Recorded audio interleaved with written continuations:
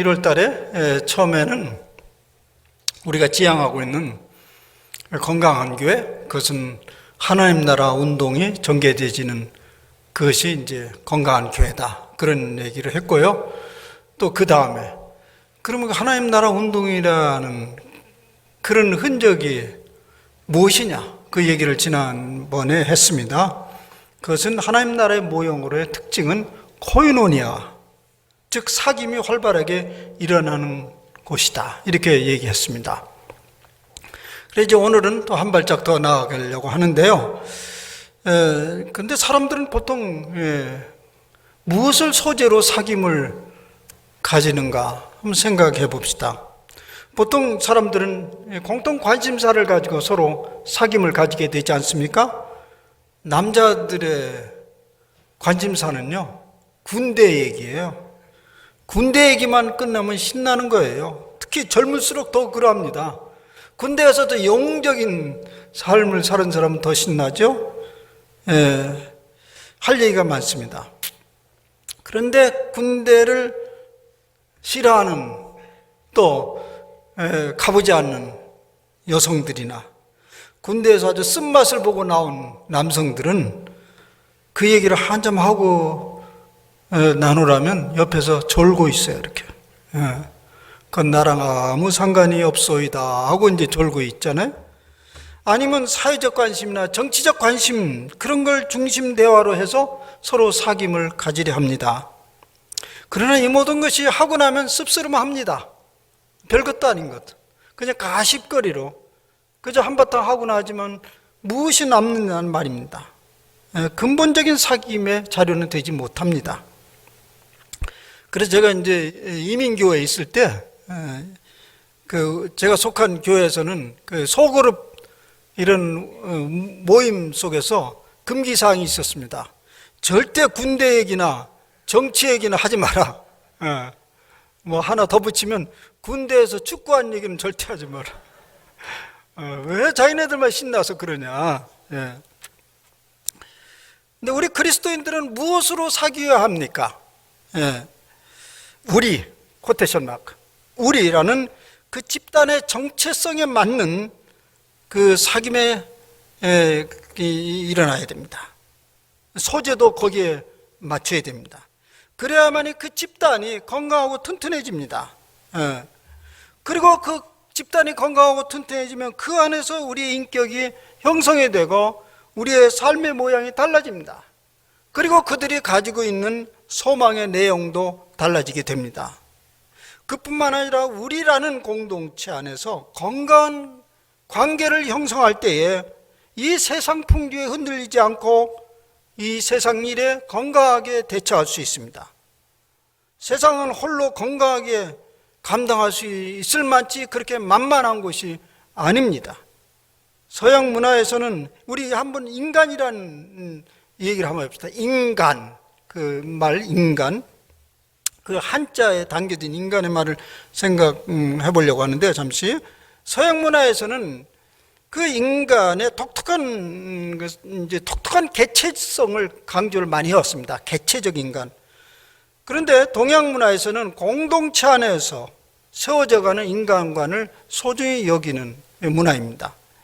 그래서 이제 아까 한자 인간이라는 말을 이렇게 살펴보면, 이는 이제 사람 인자를 쓰고요, 간은 사이간자를 쓰는데요. 이것은 인간은 인간 사이에서 형성되어가는 존재라는 것을 묘사하는 말입니다. 이 말은 관계가 존재 그 자체라는 걸 얘기합니다. 그냥 이 서양에서는 이 개체 자체가 굉장히 소중히 여기고 이것이 완성된 것처럼 생각하는데, 동양에서는 그렇게 생각하지 않아요.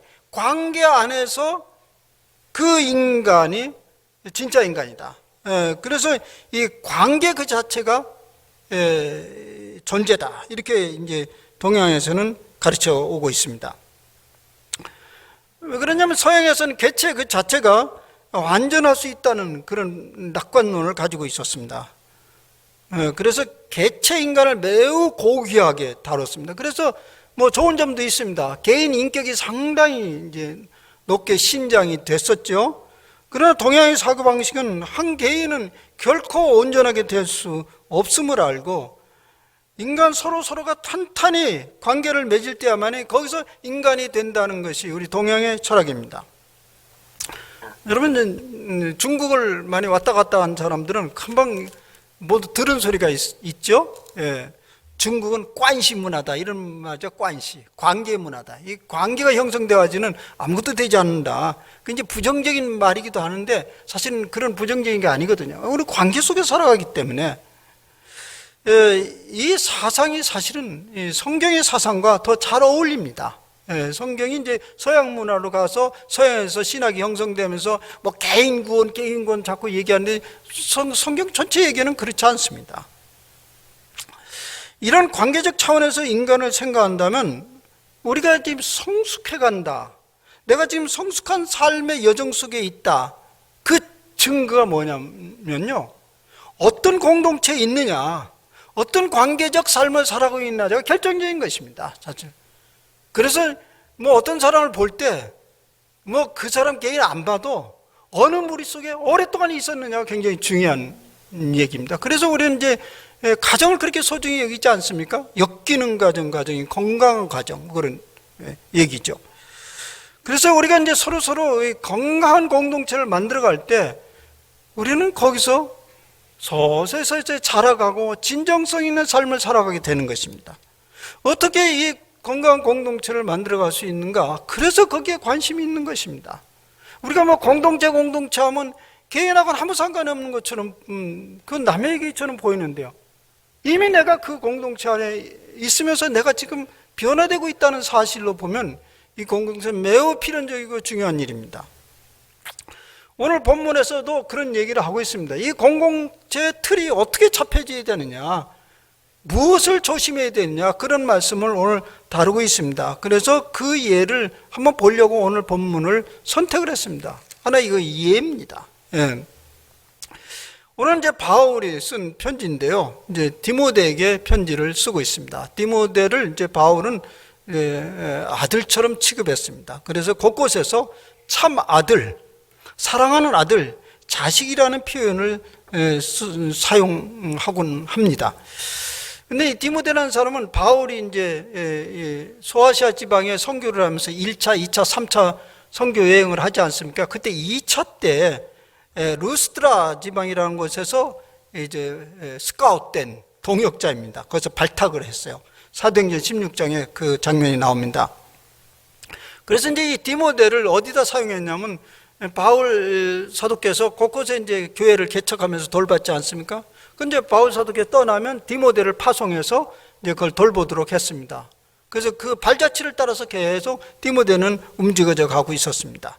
근데 오늘 본문도 이제 그런 상황에서 벌어진 건데요, 오늘 본문에서는 바울은 지금 어디에 있냐면 이제 감옥에 갇히게 됐습니다. 디모데 전서는 감옥 밖에서 쓰여진 것이고, 디모데 후서는 이제 로마 감옥에 갇혀 있었고, 바울은 이제 로마 감옥에 갇혀 있었고, 이제 디모데는 여전히 그 하던 일대로 바울이 돌보고 세웠던 에베소 교회에서 이제 그걸 돌보고 있었습니다. 근데 이제 그 에베소 교회의 상황을 바울이 잘 알고 있죠. 뭐 에베소는 굉장히 화려한, 마케도니아의 수도라고 할 수 있는 굉장히 화려한 곳입니다. 지금도 이제 성지 답사를 할 때 그 에베소는 굉장히 화려한, 옛날 그대로 구현해 놨는데 굉장히 이제 화려한 곳으로 되어 있습니다. 여러 가지 문제가 많은 것이죠, 동시에요. 그래서 이제 바울은 이 디모데를, 아들 같은 디모데가 그러한 곳에서 어떻게 믿음을 든든히 세워가고 또 지도자로서 역할을 해가야 될지 그런 염려를 가지면서 이 편지를 쓰고 있습니다. 그래서 이제 디모데 후서를 이제 목회 서신이라고 이름을 붙입니다. 이 바울의 서신을 읽어보면요, 뭐 여기뿐만 아니라 여러 곳에서도 볼 수 있는 건데요, 사실 바울의 자기 절박한 상황입니다. 개인적으로는 감옥에 있었고 이제 남은 생애가 얼마 남지 않는 것을 뻔히 바라보는 이 상황 속에서 그 글을 쓰는가 보면 얼마나 초연하고 의연하게 글을 써가는지요. 자기 개인의 신변에 대한 아무 관심이 없는 듯 그저 그 에베소 교회, 또 사랑하는 아들이 어떻게 이 일을 감당할 수 있는가, 그 심정을 가지고 이 글을 쓰고 있습니다. 뭐 이 근데 개인이 완전히 토해나면서 자기는 아무 두려움도 없었겠습니까? 근데 디모데 후서에 보면 살짝 자기의 외로움을 얘기합니다. 끝에 가서 뭐라고 나오냐면, 디모데 뒤로 보면, 디모데야, 겨울이 오기 전에 나에게 한번 와라. 이런 얘기가 나와요. 살짝. 겨울이 오기 전에. 겨울이 오면 이제 무슨 문제냐면 이제 이 지중해 연안이 풍랑이 일고 어려워지니까 그때 와라. 그리고 하나 가지고 와라. 이렇게 부탁을 해요. 그게 뭐냐면 가죽으로 쓴 것. 근데 그건 이제 성경이죠. 가죽으로 쓴 성경을 좀 가지고 나와라. 살짝 인간의 그 외로움과 필요를 살짝 얘기하는데, 대부분은 이 디모데와 이 에베소 교회가 어떻게 믿음으로 든든히 서갈 것인가, 그걸 가지고 글을 쓰면서 제가 여러 번 반복하면서 읽고 묵상한 동안에 바울의 심정이 느껴오면서, 야, 이 말은 참 믿을 만하다. 그게 그냥 하고자 해서 그냥 뭐 글이나 쓰고자 하는 게 아니고 마음에 온통 담겨져 있는 그런 느낌을 제가 받았습니다. 이제 그런 심정으로 이 말씀을 함께 따라가 봅시다. 우선 당시 디모데가 속해 있는 공동체 교회에 무슨 문제가 있었는가? 하여튼 어려운 여러 가지 문제가 있었어요. 근데 이 상황 속에서 디모데가 어떻게 건강을 지켜내며 서로 믿음을 견고하게 서해 갈 것인지, 이 문제에 대해서 깊은 관심을 가지고 글을 썼습니다. 바울의 관심은 다른 거 없었어요. 어디든지 이미 뿌려진 복음의 씨가 잘 자라고 각 개인들이 이 많은 어려운 세파 속에서, 유혹 속에서 믿음을 어떻게 지켜갈 것인지가 총 관심사였습니다. 다른 건 관심이 없었어요. 우리의 관심은 뭡니까? 제가 읽으면서, 제가 이제 읽으면서 내가 이런 얘기를 막 이제 교인들에게 쏟아놓을 때, 그건 우리 관심사가 아닌데요? 그렇게 하면 제가 하나만 한 소리를 하게 되지 않을까, 이런 상상을 해봤어요.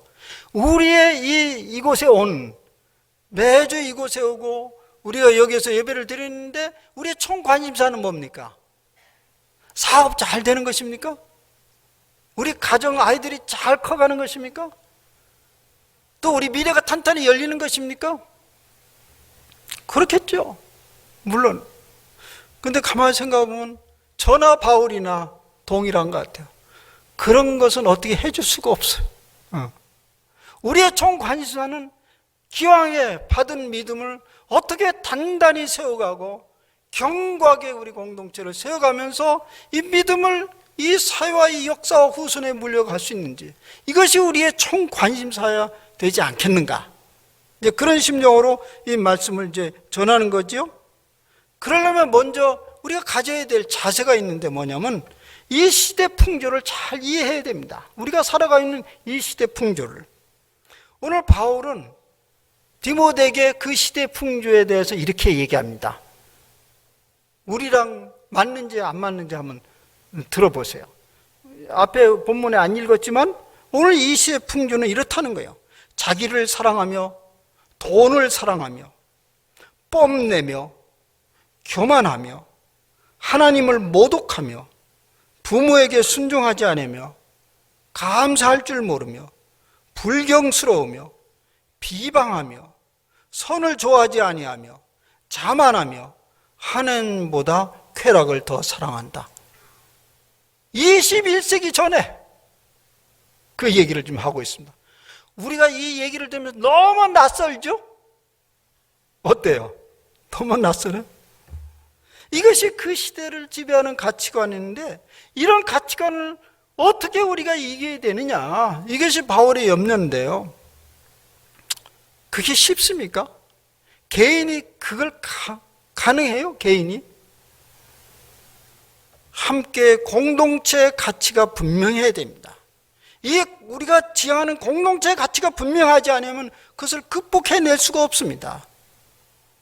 공동체의 가치가 없다고 한다면 그런 세상의 풍조가 그대로 교회 안으로 스며들면서 오히려 교회를 그런 모양으로 만들어갑니다.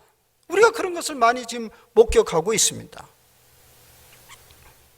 믿음을 지키기 어려운 것은 단지 교회 밖의 풍조만은 아닙니다. 교회 안에도 그런 풍조가 존재하고 있습니다. 오늘 교회 안의 문제는 사도 바울은 이렇게 표현하고 있습니다. 경건의 모양은 있는데 경건의 능력은 부인한다. 겉으로는 경건하게 보이나 경건의 능력은 없다. 이것이 교회 안의 풍조입니다. 그것이 무엇일까요? 종종 우리는 신앙의 능력에 대해서 회의적인 태도를 가지게 됩니다. 그 회의적인 태도 중에 공통적인 건 뭐냐면, 사람이 정말 변화될까요? 예수 믿으면 사람 변화될까요? 이런 회의적인 태도를 특히 목회자들은 많이 가집니다. 저는 그런 얘기를 하며 그냥 단도직입적으로 그냥 자릅니다. 변화되지. 그러면 즉각 반응합니다. 있으면 내놔봐. 내 뒤에는 하나도 변화 안 된다. 자기 경험에 의존해 볼 때 사람은 변화되지 않는다. 그러면 예수를 왜 믿지? 그러니까 예수 믿지. 십자가의 공로로 우리는 천국에 가니까. 그러면서 이제는 변화될 수 없는 사람이, 변화를 기대하지도 않고 시도하지도 않고 그대로 그냥 살다가 은혜로 천국에 들어가기 위해서 교회를 믿는, 그것이 오늘 교회의 모습이라. 사실 그것은 이전에도 그랬던 것 같습니다. 그래서 어떤 뇌공학자, 제가 직접 들은 소리인데요, 뇌공학자가 기독교인들의 천국에 대해서 이렇게 빈정거리는 소리를 들어봤습니다. 저들이 가고자 하는 천국은 고장난 컴퓨터를 쌓아놓는 폐기물 처리장과 같은 곳이다. 여러분, 예수님이 이 땅에 오신 것은 사람을 변화시키고 사회를 변화시키고 역사를 변화시켜서 만물을 새롭게 하시기 위해서 오셨다라는 것이 우리 모세골 교회가 반복해서 전하는 말씀입니다. 우리가 그것을 믿고 그렇게 행동하면서 살기로 마음먹고 여기에 우리는 오고 있습니다. 그런데 우리 주님이 이루어 놓으신 그 경건의 능력을 부인한다. 그리고 자기의 경험을 더 의존한다. 어떻게 거기에서 믿음이 견고하게 서갈 수 있겠습니까? 그런 사람들이 많은 곳에, 혹 그런 사람들이, 그냥 교회가 다 그래요. 그런데 그 중에서 나는 그래도 말씀대로 경건하게 살아봐야겠다 하면 무슨 일이 벌어질까요? 그때는 그는 조롱거리가 되고 핍박이 옵니다. 이것이 오늘 본문의 말씀입니다. 디모데를 향해서 그런 일이 벌어질 것이다, 그렇게 얘기하고 있습니다. 어떻게 그때 우리는 거기에서 견고하게 서갈 수 있는가? 그 얘기를 하시는 것입니다. 또 다른 교회의 위협적인 세력이 있습니다. 오늘 본문은 이렇게 얘기하고 있습니다. 모세를 대적한 얀네와 암브레를 조심하라. 얀네와 암브레. 난 처음 들어본 이름이거든요. 그래서 성경에 어디 있나 막 여러 가지 사전을 찾아봐도 성경에는 다른 데 없어요. 이 이름은 여기가 처음이고 마지막이에요. 예. 근데 여러 이제 사전을 보고 이 책을 찾아보니까요, 이건 당시의 사람들은 다 알았던 것 같아요. 당시 얀네, 암브레, 유대인들이나 이런 사람들은 파다하게 다 알고 있었던 이름 같은데, 그건 뭐냐면요, 그 모세가 이제 법궤를 가지러 시내산에 올라갔잖아요. 근데 이제 40일 동안 내려오질 않으니까 백성들이 난리를 부린 거예요. 도대체 우리는 야훼 하나님은 어디 가서 뭐 하냐. 그래서 이제 우리 금송아지를 만들어 섬기자. 그래서 금송아지를 만들어서 이제 섬기는 일이, 사건이 벌어졌잖아요. 근데 그 일을 꼬드긴 게 얀네와 얀브레래요. 그걸 꼬드겨 가지고 이제 이스라엘 백성들을 타락하게 했다. 그런 사람들처럼, 그런 사람들 덕이 있다는 말입니다. 그런 사람이 어떻게 생길까요? 우리 교회 안에서 이런 일이 벌어질 거예요. 교회 열심히 다니고도 사람 안 변한다, 큰일 없다. 그러니까 그렇게 너무 유난스럽게 떨지 마라. 말씀 묵상하고 공동체 시잘데없는 소리 하지 마라. 그냥 예수 믿다가 천국 가면 그만이지. 이런 풍조가 바닥에 퍼지기 시작하면 한쪽에서 얀네와 암브레가 맞다, 맞아, 그거 그냥 너무 유난스럽게 하지 마라. 그러면 그런 무리에 우르르 쫓아다니면서 그 무리를 형성하게 되는 거죠. 그래서 교회를 어지럽게 하고 거짓 복음적 진리를 따르게 한다. 그것이 21세기 전에 있었는데 지금도 있지 않아요. 이렇게 사방으로 우겨싸지는 위협적인 환경 속에서 어떻게 우리는 믿음을 지키며 성숙에게 갈 수 있는가? 바울이 제시한 방법은 간단합니다. 그런 무리들과 정면으로 부딪혀 싸우지 마라. 그냥 내버려 두거라. 왜냐하면 그들은 악해져서 더욱 악해질 것이고 더욱 속이고자 할 것이고 또 본인도 속고 그렇게 할 것입니다. 그러니까 뒤집박죽이요. 속이기도 하고 자기도 속고도. 자기가 속임을 당하는 것도 모르고 속이고 그러면서 뒤집박죽이 되니까 그들을 맞붙어서 싸우려고 하지 말고 이기려 하지 마라. 그럼 어떻게 하냐? 그 대신 하나님 말씀에 뿌리를 내리거라. 이것이 오늘 바울이 전하고자 하는 핵심적인 말씀입니다. 여러분, 지금까지 이 얘기를 들어보니까 오늘 우리의 상황과는 전혀 상관이 없는 상황입니까? 그렇지 않죠. 도처에 신앙에 위협이 되는 장애물은 깔려져 있습니다. 그런데 우리가 신앙생활하면서 그런 도전의식이나 그런 고민이 전혀 없는 이유는 뭘까요? 놀라운 일 아니에요? 아무 일도 없는 것처럼. 오늘 누가 박해를 합니까? 뭐 하니까 아무 일도 없다고 생각하는 거예요. 어떻게 이 어려운 시대를 극복할 것인가 고민하지도 않고 자각도 없다고 한다면 무엇 때문일까요? 분별할 능력이 없기 때문이에요. 분별 능력이 없는 거예요. 이것저것을 구별해서 무엇이 진리의 일인가, 무엇이 비진리인가, 무엇이 살 길인가 죽을 길인가에 대해서 전혀 자각이 없는 그런 상태를 말하겠죠. 그런 상태로 신앙생활을 일생하고 만다면 무슨 성숙이 거기에 일어나겠어? 신앙의 맛이 있겠습니까? 무슨 신앙의 환희가 있겠습니까? 그러면 어떻게 해야 하나요? 어떻게 그 분별력을 갖출 수 있나요? 사도 바울이 오늘 디모데에게 얘기한 것 간단합니다. 너는 배우고 확신하는 일에 거하라. 배우고 확신하는 일에 거하라. 배우고 확신하는 일은 한 쌍입니다.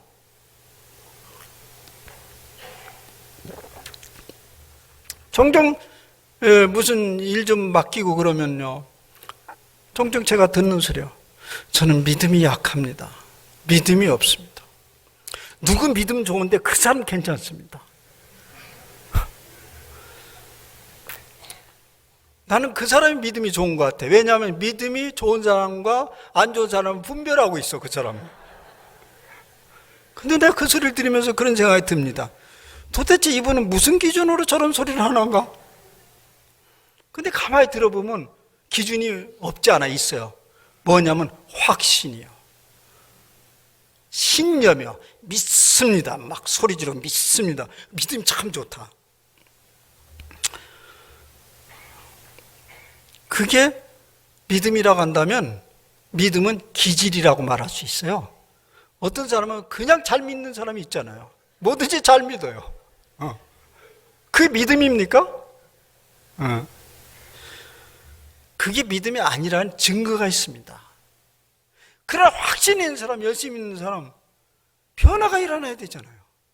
삶의 변화가 일어나고 의식의 변화가 일어나야 되잖아요. 근데 아무 일도 안 일어나요. 그냥 확신만 있어. 왜 안 변화일까요? 그냥 확신만 있는 건 생명이 없어요. 생명은 자라게 돼 있거든요. 생명이 없는 확신이에요. 많은 그리스도인들이 열심을 품고 신앙생활을 하지만 그 사람의 성품의 변화와 깨우침이 없는 이유는 열심히 풀고 열심히 활동을 해요. 열심히 신앙생활을 해요. 근데 아무 변화가 없어. 아무 의식의 변화가 없어. 근거 없는 확신이기 때문에 그렇습니다. 그래서 바울은 디모데에게 얘기하는 거예요. 아들 디모데야, 배우고 확신한 일에 거하라. 믿음이 있다 없다 말은 확신만을 가지고 말하는 것이 아닙니다. 분명한 근거가 있어야 합니다. 그것이 다름 아닌 분별력입니다. 분별력은 배움에서 일어납니다. 왜 우리가 살아가는 이 현실 속에서 믿음과 충돌하는 환경이나 사건에 대해서 무감각합니까? 이 세상은 그러면 다 좋아졌습니까? 분별력이 없기 때문이고, 그 분별력이 없는 이유는 배움이 없기 때문에 그래요. 물론 배우고 안다고 무조건 확신이 생기는 건 아니에요. 오히려 배워서 확신이 없는 경우도 많습니다. 그래서 오늘 말씀 뭐라고 되냐? 바울은 그냥 배우고 뭐 확신하라 하지 않고 배우고 확신한 일에 거하라 이런 말이에요. 거하라. 거한다는 말에 초점을 우리는 둘 필요가 있어요. 영어로 stay over. 거기에 머물러라.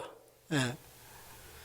우리는 자주 우리가 믿고 알고 있는 것들에 대해서 그렇게 확신을 가지고 있다가도 한 발 밖에 나가보면 글쎄 흔들리기 시작하는 거예요. 아, 그것만 전부가 아니지. 또 그렇게 해버려요. 그 이것저것 충돌하면 그냥 어떻게 이걸 대처 방안을 모르니까 그냥 생각 없이 그냥 거기는 거기 식대로 여기는 이 식대로 살아가는 거죠. 특히 우리 교회에서 배우는 바가 세상에 나가면 상당수 충돌을 일으킵니다. 안 맞습니다. 그럴 때 우리는 어떻게 해야 됩니까? 배운 바가 있으면 그 자리로 돌아가면 됩니다.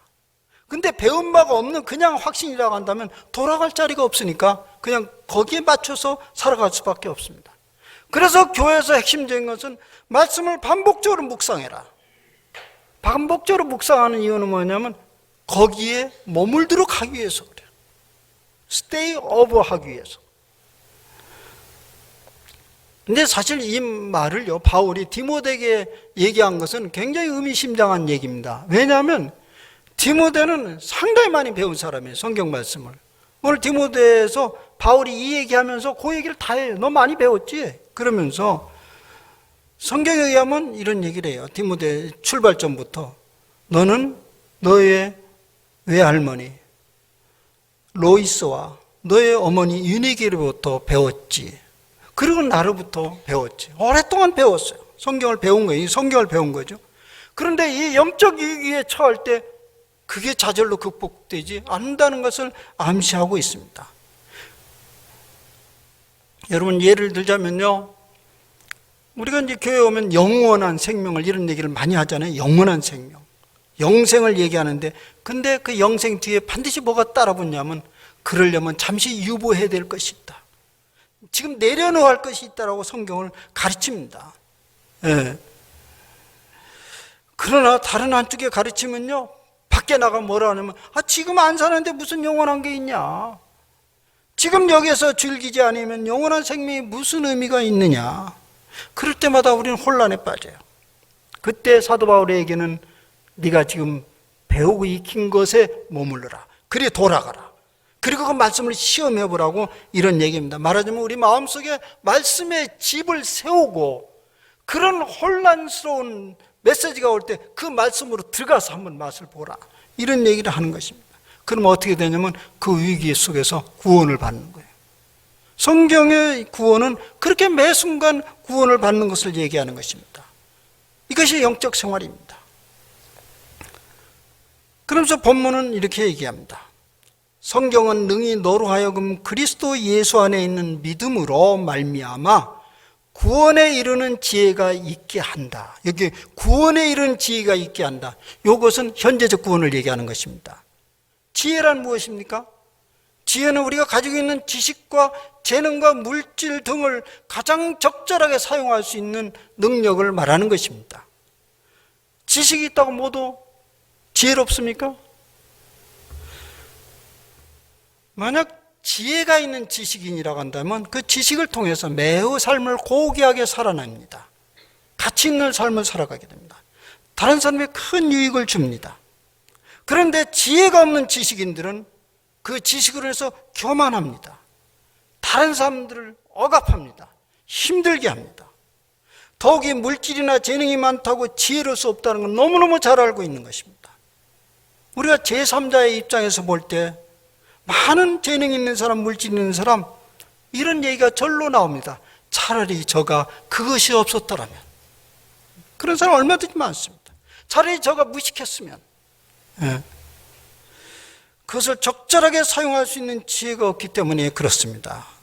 그런데요, 성경은 지혜롭게 해준다는 거예요. 이걸 참으로 믿는다면요, 재벌들은 성경 정말 돈 엄청 주고 배워야 돼요. 신나는 거죠.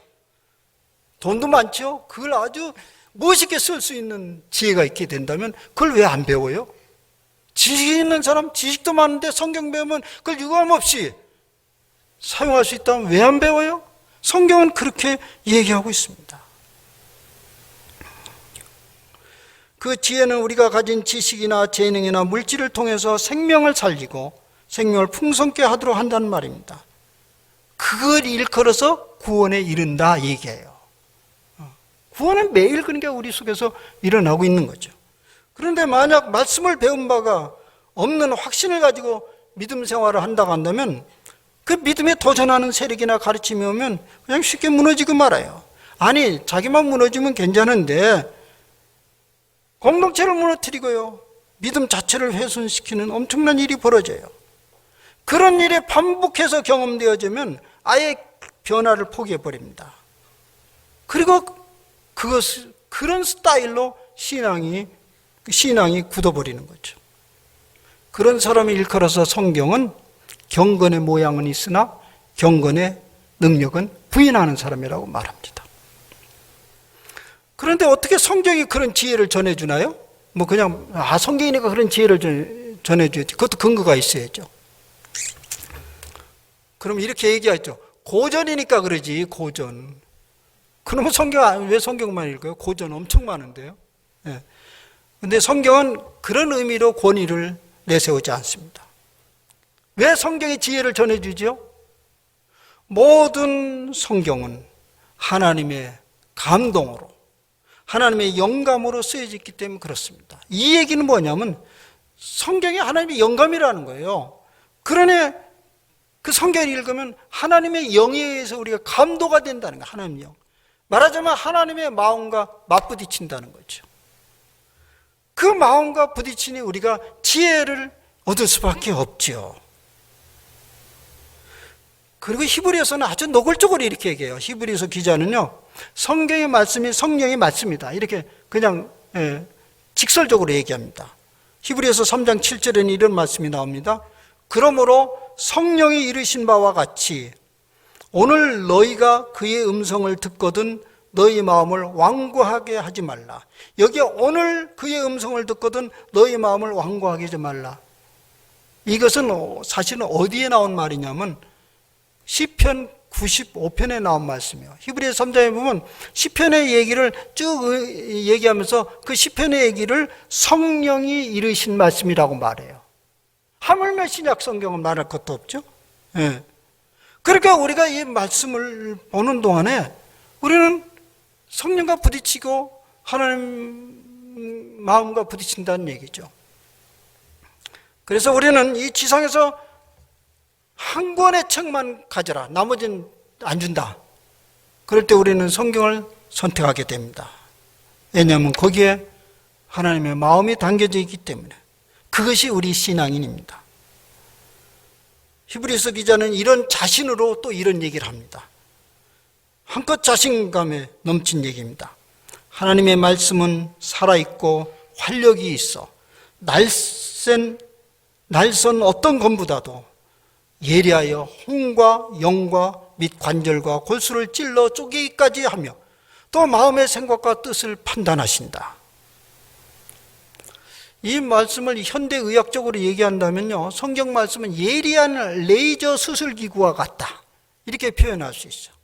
그것이 우리 마음속에 들어가면 막 해집고 다니면서 자르고 쪼개고 자르면서 실체를 다 드러낸다는 말씀입니다. 이렇게 비유를 해도 좋을까요? 왜 사람들은 말씀을 마음 깊이 담아두기를 좋아하지 않을까요? 왜 말씀을 마음 깊이 담아두기를 좋아하지 않을까요? 귀찮아서? 시간이 없어서? 사실 그렇지 않아요. 이걸 의사에다 비유하겠어요. 우리 여기 의사 여러분 계시는데 동의 아니면 안 하시면 말고요. 의사분들이 건강검진을 잘 안 한다고 하대요. 제가 의사한테 들은 소리니까 뭐 통념적인 이야기라고 할 수는 없어요. 하여튼 근데 이유는 있다고요. 왜냐하면 의사 선생님들이 인체 구조를 잘 알아요. 그게 무엇이가 문제 나면 끔찍한 일이에요. 그래서 그걸 보고 싶지 않아서 그냥 당하는 날 당하더라도 뭐 그런 얘기를 하는 사람을 제가 만나본 적이 있어요. 오전에 그 실명을 내가 아는 그분을 얘기를 했지만 이건 온 세계 나가니까. 사실 마찬가지로요. 왜 우리 하나님 말씀을 마음속에 안 담아주나요? 실체가 드러날까 봐 두려워서. 그리고 드러나면 이제는 레이저 수술기로 막 말씀으로 우리를 수술하려고 달려드는 건 두려우니까 피하는 거죠. 물론 의식적으로 의도적으로 성경 말씀을 그렇게 피하는 사람은 없어요. 근데 잠재 깊은 심리적으로. 무슨 증거로 그런 얘기를 하냐고요? 제가 많이 경험했어요. 제가 이제 영성훈련 그런 일들을 오랫동안 했잖아요. 그때 이제 말씀을 전해주면서 꼼꼼히 묵상하도록 합니다. 근데 처음에는 아주 제법 잘해요. 그리고 피상적으로 그걸 해석하면서 아주 근사하게 해내요. 아주 즐겨요. 그때 내가 살짝 건드려요. 그러지 말고 좀 더 깊이 마음으로 푹 밀어줘요. 그러면 팍하닥 일어나요. 저항을 해요. 사람이 어떻게 그렇게 살아요? 아니, 난 사람이 그렇게 사는지 안 사는지 모르지만 당신 마음을 그렇게 들여보라고 나 한 거다. 그럼 교수님 어떻게 그러면 세상을 살아 이래요. 그때 나는 속에서 아주 정말 탄성을 질러요. 뭐냐면 와, 하나님 말씀이 진실로 살아있구나. 많이 경험하고 있어요. 하나님 말씀은 살아서 운동력이 있고요. 예리한 빛으로 우리의 마음을 비추면서 활동하시는 것을 경험하는 순간이죠. 사랑하는 여러분, 우리는 이 말씀을 믿기로 하고 이 교회 공동체 안에 들어와 있습니다. 그러니 이 말씀을 구경만 하지 마시고 더 깊이 사귀어 봅시다. 우리 대부분은 대충 말씀을 알고 있습니다. 대충 알고 있죠.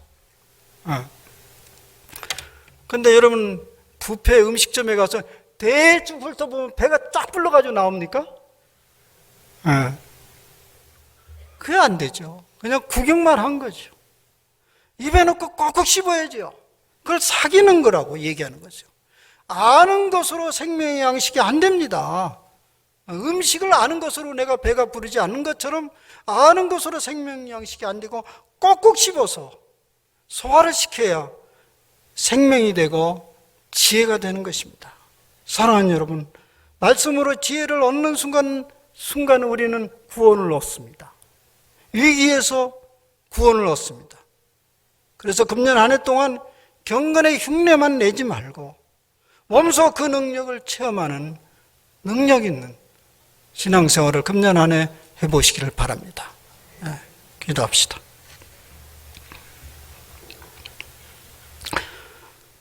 주님, 이 시대는 자기를 사랑하며 돈을 사랑하며 뽐내며 교만하며 하나님을 모독하며 부모에게 순종하지 않으며 불경스러우며 비방하며 선을 좋아하지 않는 그런 시대라고 합니다.